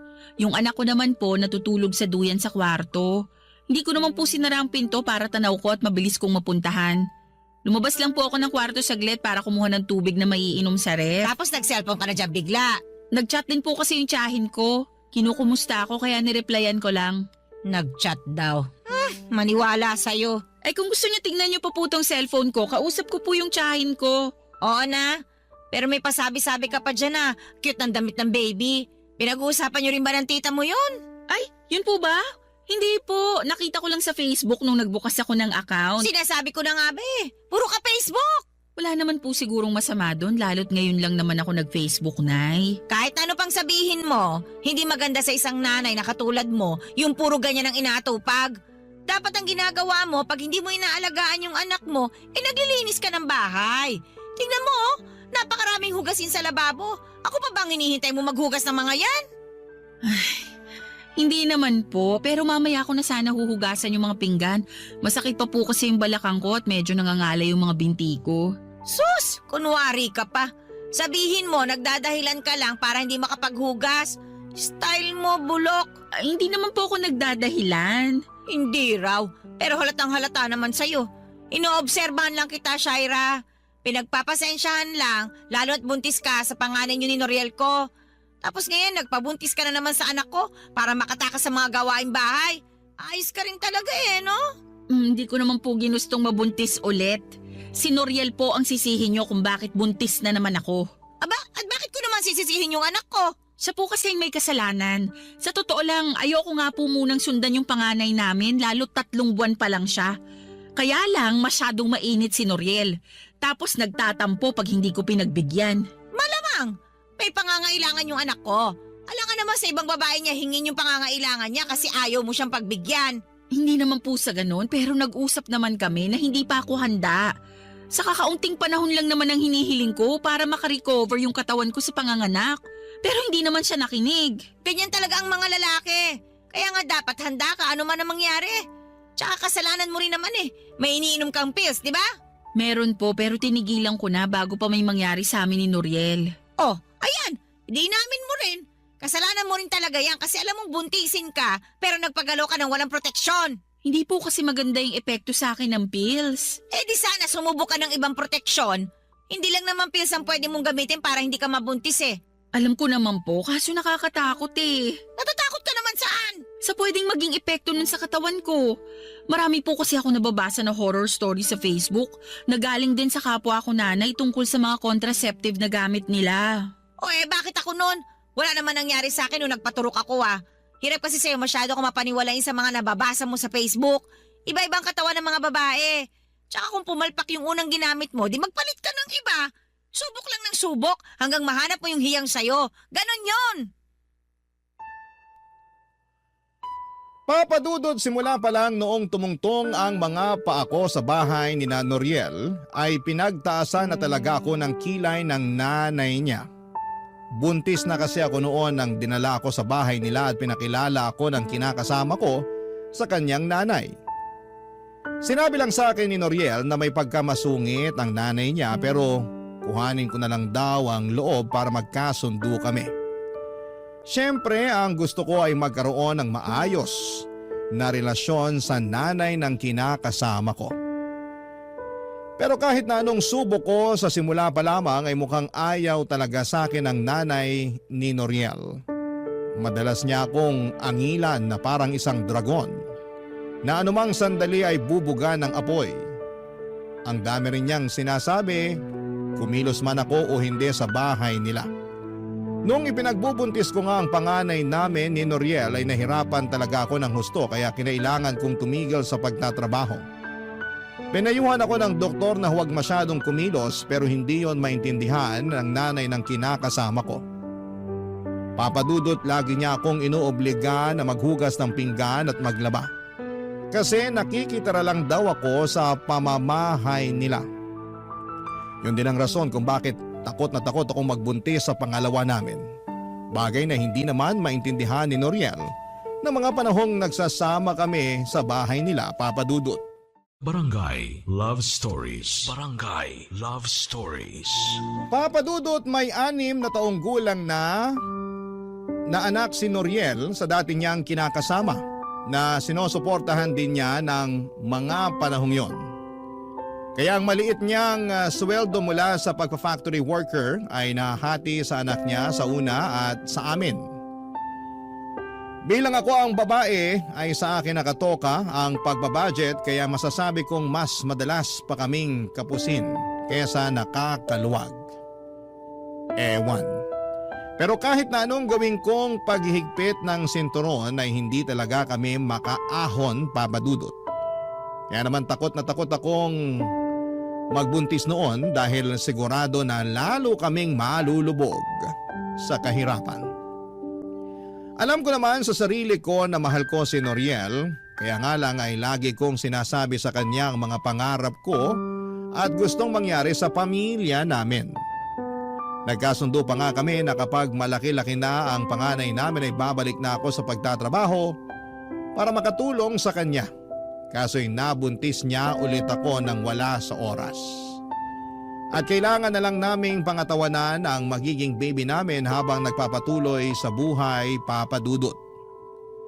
Pero aminado ako na may mga gabi pa rin na binabagabag ako ng aking mga takot para sa magiging buhay namin sa hinaharap.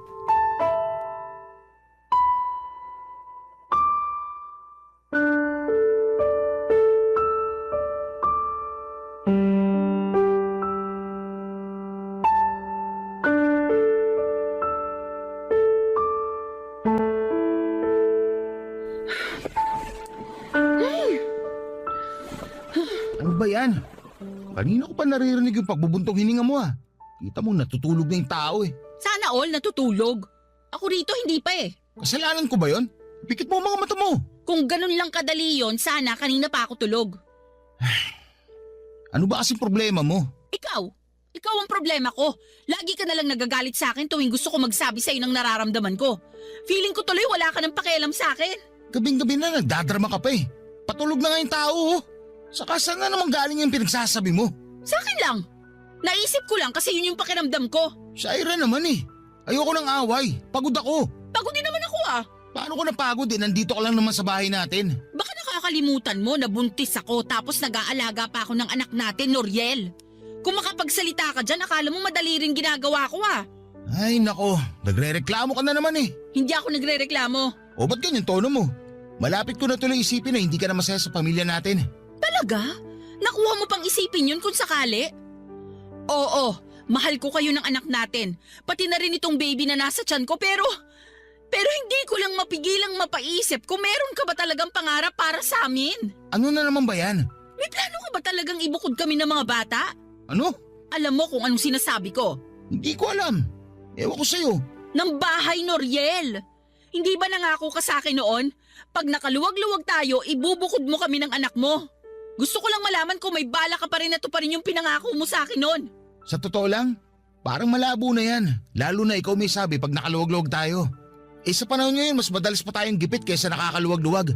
Kaya paano ko pa matutupad yung pangako ko sa'yo na mabubukod ko kayo? Saka may paparating tayong baby. Di ba dapat mas unahin ko yung anak natin kaysa sa kung ano-ano mga naiisip mo? Pero di ba kapag nagsasama na ang babae at lalaki, bumubukod na sila? Para lang sa may mga pera yun. Saka, bakit ba gusto mong bumukod hindi naman tayo pinapalayas ni nanay dito? Hindi nga, pero bahay niya pa rin to. Dapat meron tayong sariling bahay lalo't lumalaki na ang pamilya natin. Sa panahon ngayon ang mamahal ng mga bilihin, paano pa kaya ang renta? Sige nga, gusto mo yatang mamulubi tayo at sa kalsada na lang tumira eh. Hindi naman siguro tayo aabot sa ganun. Aabot tayo sa ganun pag hindi ka pa nanahimik dyan. Masyado ko maraming gusto hindi pa nga tayo umaasenso. Kasalanan mo naman eh. Nag-usap na tayo noon. Maayos na yung plano natin na pag lumaki-laki ang panganay natin, tutulong ako sa pagtatrabaho para makaipon tayo. Kaso, masyado kang mainit sa kama. Ayun tuloy, nabuntis mo na naman ako. Hindi pa nga natin natutupad yung usapan natin na mag-iipon pero pakiramdam ko back to zero na naman tayo. Kawawa naman sa anak natin dyan sa tiyan mo eh. Hindi pa nga pinapanganak, palagi mo na sinisisi. Hindi ko sinisisi ang anak natin. Ikaw ang sinisisi ko. Eh talaga naman. Kaunti na lang, malapit na ako mapikon sa'yo. Lagi ka namang napipikon sa akin bago pa ba yun? Hirap sa'yo, masyado ka emosyonal. Alam mo namang buntis ako? Malamang, emosyonal talaga kaming mga buntis. Dinamay mo pa yung ibang mga buntis. Baka ikaw lang naman talaga ang ganyan. Hindi mo alam, nakakayamot ka na. Kaya hindi na ako magtataka kung bakit hindi kayo magkasundo ni nanay. Tama siya na para ka may sariling mundo. Sinabi sa'yo ng nanay mo yon? Na para ako may sariling mundo? Oo! Ano sagot mo? Wala. Nagkibit balikat lang ako. Ayoko nang pahabaan yung usapan kaya hindi na lang ako sumagot. Grabe ka talaga? Hindi mo man lang ako pinagtanggol? Paano kita ipagtatanggol kung nakikita ko na parang totoo naman ang sinasabi ng nanay ko? Isipin mo nga yan. Huwag lang lagi pagkukulang ko yung tignan mo. Tignan mo rin yung sarili mo. Masyado akong mapaghanap. Hindi ka na marunong makontento. Sige na, patutulog na ako. Huwag mo na ako istorbohin. Papadudot matapos ang pag-uusap namin yon ni Noriel na nauwi na nga sa pagtatalo ay nadagdagan lang ng panibagong tampo ang mga nauna kong tampo sa kanya. Alam ko na mas praktikal na tumira sa bahay nila pero nahihirapan na kasi akong pakisamahan ng nanay niya. Sa tingin ko ay ginawa ko naman ang lahat ng abot ng makakaya ko pero wala. Matigas at malayo ang loob sa akin ng biyanang kong hilaw. Simula noon ay hindi na ako nagsabi ng saloobin kay Noriel dahil siguradong hindi na naman niya ako pakikinggan. O baka nga sisihin niya ulit ako at sabihing masyado akong mareklamo. At ako talaga ang hindi marunong makisama sa amin ng nanay niya. Pakiramdam ko, Papa Dudut, ay wala akong karapatan na magsabi ng feelings ko. Kaya naman tinuong ko na lamang sa pagsali sa mga online group sa Facebook ng mga kapwa ko nanay at may kinakasama ang paglalabas sa mga hinaing ko sa buhay at sa relasyon namin ni Noriel. Bali ang ginagawa ko ay nagpo-post ako ng aking mga problema sa grupo na sinalihan ko at marami namang nagkokomento para magbigay sa akin ng pagpapayo. Hanggang sa may napansin akong isang Facebook account na paulit-ulit na nagko-comment sa mga post ko. Hindi nagtagal ay nag-chat sa akin ang naturang account para makipagkaibigan. Akala ko ay kapwa ko rin siya nanay kaya inaccept ko ang friend request niya sa akin sa Facebook. Pero makalipas ang ilang araw ng pag-uusap namin ay inamin niya na isa siyang lalaki, Papa Dudut.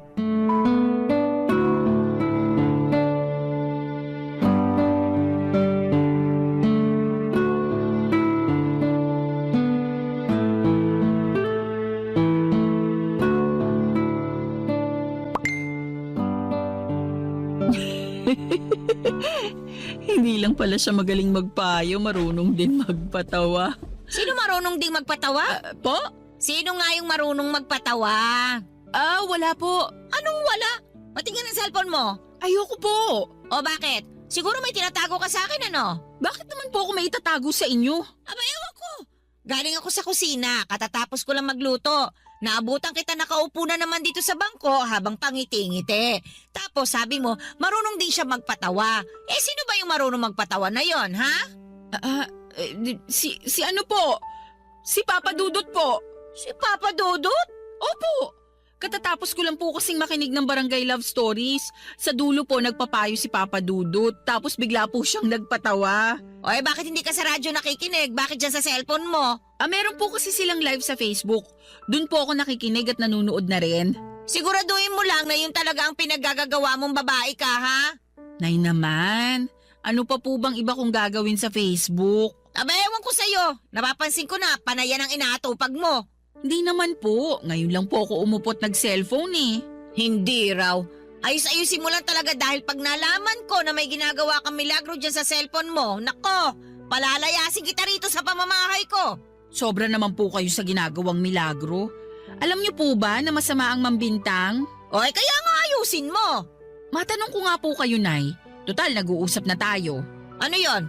Curious lang po ako kasi matagal na rin naman na akong nakatira sa inyo eh. Ano nga yon? Dali-dali ano at may pinapakulo pa akong bulalo dun sa kusina. Bakit po pa ang init ng ulo niyo sa akin? Sa pagkakaalam ko, wala naman akong ginagawang masama sa inyo. Pero palagi pa rin kayong nagagalit sa akin. Nagtanong ka pa talaga ha? Hindi pa ba halata? Naalin po? Naayo ako sa'yo. At kahit na wala ka pang gawing masama, ayaw ko na talaga sa'yo nung unang beses pa lang nakita kitang tumapak dito sa pamamahay ko. Bakit naman po? Aba, hindi ko alam. Malay ko. Basta naiinis ako sa pagmumukha mo kapag nakikita ka. Pero wala naman ako magawa dahil nanay ka ng apo ko eh. Parang ang unfair naman po nun sa akin kasi ginagawa ko naman lahat para mapalapit sa inyo. Sabi ni Noriel, kuhain ko lang daw ang loob nyo para magkasundo tayo. Pero parang ang tigas-tigas nyo pagdating sa akin. Eh, ganun talaga. Alangan naman pilitin ko ang sarili ko na magustuhan ka. Eh, hindi ko nga kaya, di ba? Tsaka kahit paano sinubukan ko naman na tanggapin ka ng buong buo. Kaya nga lang talaga hindi ko magawa. Siguro kasi magkaiba kayo nung unang kinasama ng anak ko eh. Ayun, kahit paano, kuha nun ang loob ko. Magkaiba naman po talaga kami. O talaga magkaiba kayo. Kaya nga siguro ayoko sa'yo kasi mas gusto ko pa rin sa kanya. Pero ako na po yung kinakasama ng anak nyo. Kaya kailangan nyo akong tanggapin sa ayaw at sa gusto nyo. Kung palayasin kaya kita rito sa bahay ko sa ayaw at sa gusto mo. Grabe naman po kayo. Kung magsalita kayo, parang kayo ang kontrabida sa kwentong napakinggan ko sa Barangay Love Stories kanina. Kulang na lang bumuga kayo ng apoy dyan eh. Iniinis mo talaga ako? O hala nay, yung pinapakulo nyo dun sa kusina. Ha? Parang umaapaw na po yata. Naku, mabuti pa puntahan nyo na. Oo nga, kakalidis ko lang ng kalan eh. Baka dumumi na naman. Ay, teka nga, puntahan ko na nga at ikaw na babae ka ha. Tumulong ka dun sa paghahain sa mesa. Puro ka cellphone. Kulang na lang, idikit mo yung mukha mo dyan sa cellphone mo. Kayo nga po, puro na lang pagalit sa akin eh. Paano hindi ako magagalit? Binibigyan mo ako ng dahilan. Papadudot alam ko sa sarili ko na wala akong ginagawang masama. Kaya bakit abot langit na lamang ang galit sa akin ng nanay ng kinakasama ko? Kung makapagsalita siya, akala mo ay hindi ako ang nanay ng mga apo niya. Sobra talaga akong nasaktan sa mga ibinibintang sa akin ni nanay dahil wala namang totoo sa mga yon ni isa. Nakikipag-chat lang naman ako sa nakilala ko online at wala kaming ginagawang masama, papadudot. Saka hindi ko naman inuubos ang oras ko sa pakikipag-chat o pakikipag-Facebook lang gaya ng sinasabi ng nanay ni Noriel. Sa katunayan ay nagsiselfone lamang ako pag natapos ko na ang asikasuhin ang anak namin at gumawa ng kaunting gawaing bahay na kaya kong gawin. Pero parang tanga ang nanay ng kinakasama ko dahil sa araw-araw na lamang na ginawa ng Diyos ay palagi siyang nakakahanap ng kadahilanan para maggalit sa akin, papadudot. Barangay Love Stories. Barangay Love Stories. Papadudot dahil wala namang ginagawa si Noriel sa tuwing inaagrabyado ako ng nanay niya ay hindi niyo ako masisisi. Kung lalong lumayo ang loob ko sa kanya. Pakiramdam ko ay mas matimbang talaga sa kanya ang nanay niya kesa sa akin at sa mga anak namin. Doon na ako nagsimulang magtanim ng galit kay Noriel at lahat yon ay ikinuwento ko sa lalaking kachat ko. Bagay na nauunawaan naman niya. Pakiramdam ko ay nakahanap ako ng karamay sa katauhan niya ng mga panahong yon. Kahit na hindi ko pa siya lubos na kilala. Feeling ko ay matagal na kaming magkakilala at kaunti lang kasi ang alam kong impormasyon tungkol sa kanya. Sabi lang niya ay may kinakasama siya dati na matagal na ring nagsishare ng mga problema sa Facebook group kung saan kami nagkakilala. Hindi rin daw kasi maayos ang naging pagsasama nila noon hanggang sa nagkahiwalay na nga sila, papadudot. Wala po silang anak tapos ay naiwan sa kanyang account at password ng dati niyang live-in partner. At doon niya nadiskubre ang mga group page na sinalihan nito.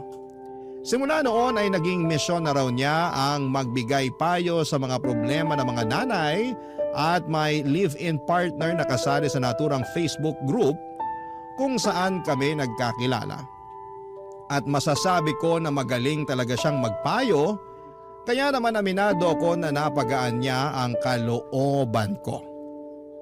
Kaya lang habang mas lumalalim ang pagkakaibigan namin, mas lalo pala akong binabantayan ng nanay ni Noriel, papadudot.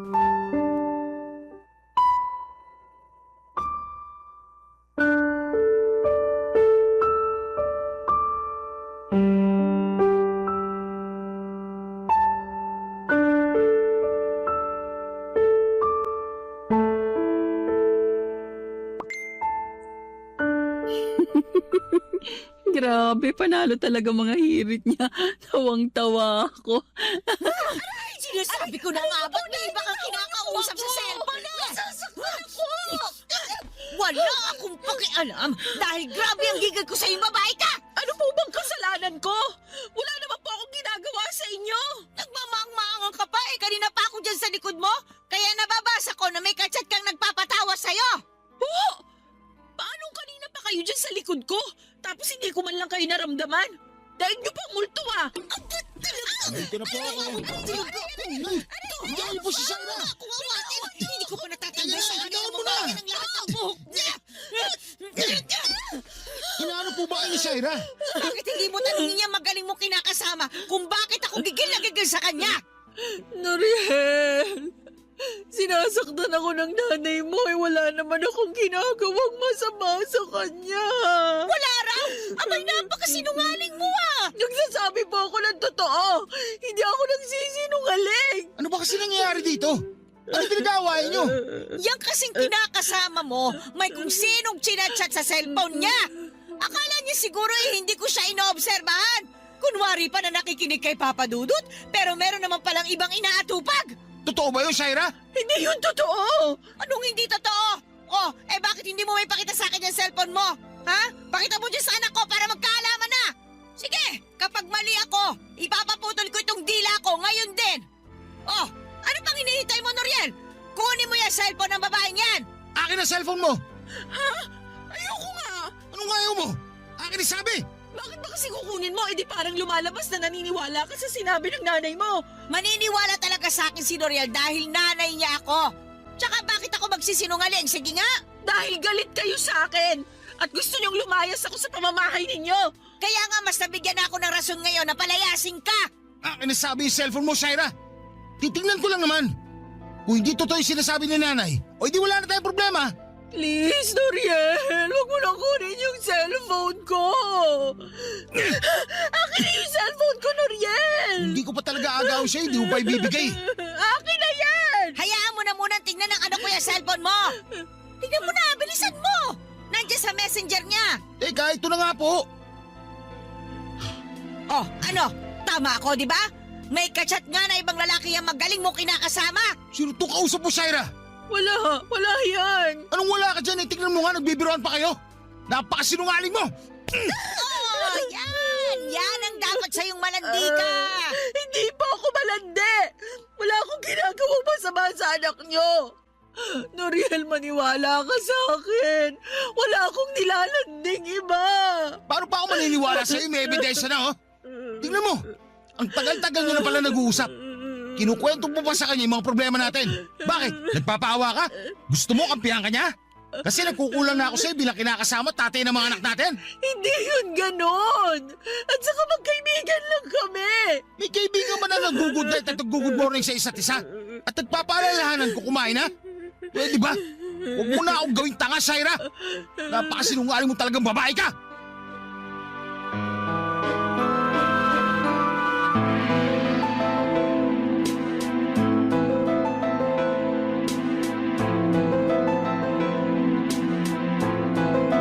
Papadudod, hindi ko akalain na nakaabang lang pala sa akin ang nanay ng kinakasama ko para magkamali ako. At nang sa ganoon ay mapagbuhatan niya ako ng kamay katulad ng ginawa niya sa akin ng araw na yon. Kahit na anong iyak ko at pagmamakaawa na huwag na niya akong saktan ay hindi pa rin siya nakinig sa akin, Papadudod. Nagbingi-bingihan siya sa pagmamakaawa ko at patuloy akong sinaktan. Pero ang higit na mas masakit sa akin ay ang pagkampi sa kanya ni Noriel, Papadudod. Guilty din naman ako at hindi ko alam kung paano ko ipagtatanggol ang sarili ko dahil may ebidensya na nakikipag-chat ako sa ibang lalaki online. Bagamat wala namang kaming ginagawang masama ay hindi pa rin ako pinaniwalaan ng mag-ina. Ipinilit nila, lalo na ni Noriel, na nanlalalaki ako at makapal daw ang aking mukha. Yun na rin ang simula ng panlalamig ng kinakasama ko sa akin dahil kumbinsido siya na may iba na ako. Isama pa ang sulsol ng nanay niya. Simula noon ay tinigil ko na ang pakikipag-usap ko sa chat at blinako na siya sa messenger ng walang paalam. Aminado ako na noong una ay nalungkot ako pero dahil guilty din naman ako sa pakikipag-usap sa iba ay wala na akong nagawa. Alam ko sa sarili ko na kailangan kong bumawi kay Noriel. Kaya lang mas pinaramdam sa akin ang kinakasama ko na hindi niya ako kayang patawarin sa kasalanan na nagawa ko, Papa Dudut.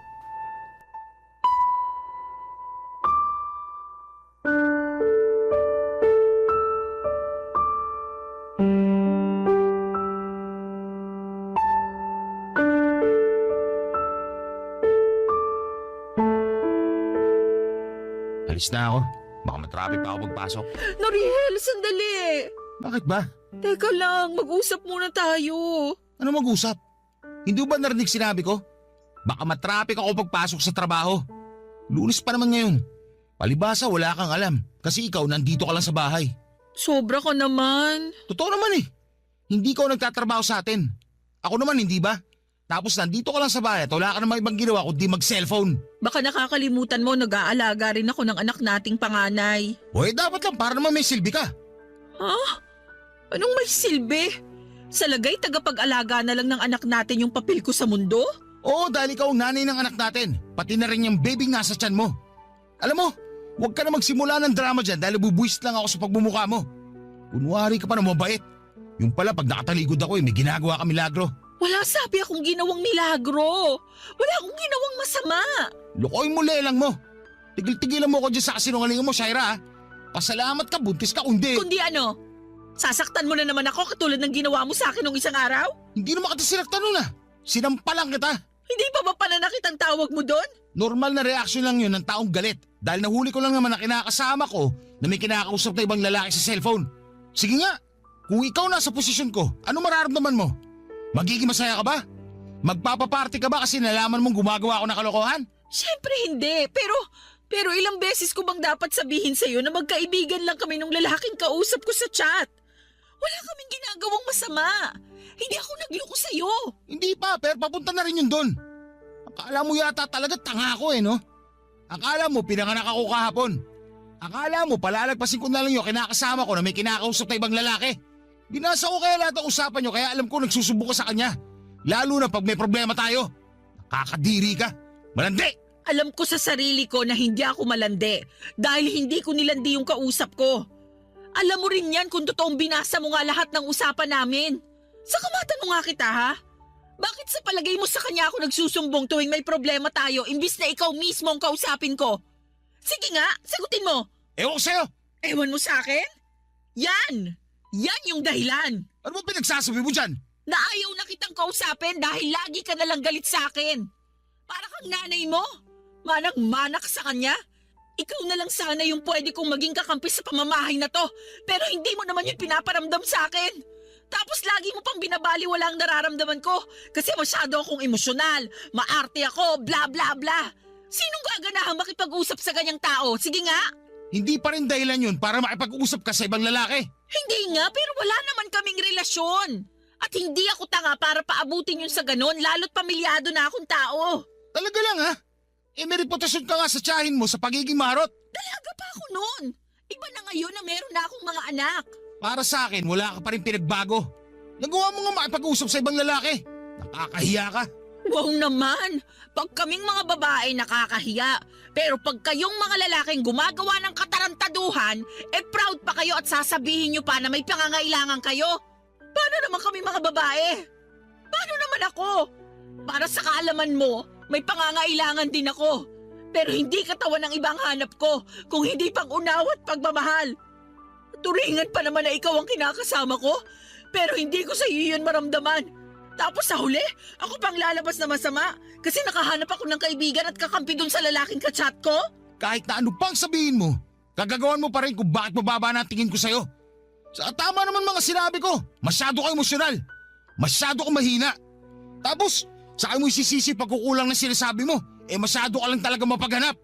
Hindi ka marunong makontento sa kung anong meron tayo. Ang hilig mong gawing komplikado ang sitwasyon. Tapos iiyak-iyak ka dyan, akala mo ikaw ang biktima rito. Lalo ako nabubwisit sa'yo Kaya pwede ba, Shaira? Tigil-tigilan mo ako ha! Papadudot, tinalikuran na ako ni Noriel pagkatapos ng pagtatalo namin yon at naiwan akong humahagulhol sa bahay nila. Sa ingay ko ay nagising ang nanay ng kinakasama ko at tulad na lamang ng inaasahan ay pinagalitan niya ako at ininsulto. Tinanong niya ako kung bakit hindi pa raw ako lumalaya sa bahay nila pero sinabi ko na lamang na kung aalis ako ay isasama ko ang anak namin ni Noriel, Papadudot. Doon na niya ako tinigilang kausapin dahil mukhang natakot siya na layasan namin sila ng anak ko. Sa totoo lang, Papadudot, ako ang mas takot na umalis sa poder ni Noriel dahil wala namang kaming mapupuntahan ng anak ko. Buntis pa ako ng mga panahong yon kaya wala akong nagawa kundi ang manatili sa bahay ng kinakasama ko hanggang mga anak ko. Pero kahit na dumating na ang bunso namin ay nanatili pa ring malamig ang pakikitungo sa akin ni Noriel. Oo, mabait siya sa mga anak namin pero sa akin ay wala na siyang kaamor-amor. Tingin ko ay tagapag-alaga na lang ng mga anak namin ang turing niya sa akin, Papadudot. Hindi rin nagbago ang pakikitungo ng nanay niya sa akin, sa katunayan ay lalo pang ang tumalim ang dila nito. Gustong gusto ko na talagang umalis sa pamamahay nila. Pero hindi ko alam kung saan naman pupunta. Sana po'y mapayuhan ako ng mga kabarangay natin sa sitwasyon na kinakaharap ko. Alam ko namang may kasalanan ako pero pinagsisihang ko na yon. Saka bakit lahat na lamang ng sisi ay napunta sa akin? Pagod na ako at aminado akong may mga gabi na hinihiling ko na sana'y mamatay na lamang ako. Maraming salamat po, Papadudot, sakaling mapili ninyong i-area ang sulat ko, and God bless sa Barangay Love Stories. And more power sa inyong istasyon, number 1 po kayo sa puso namin. Ang inyong forever kapuso at kabarangay, Shaira.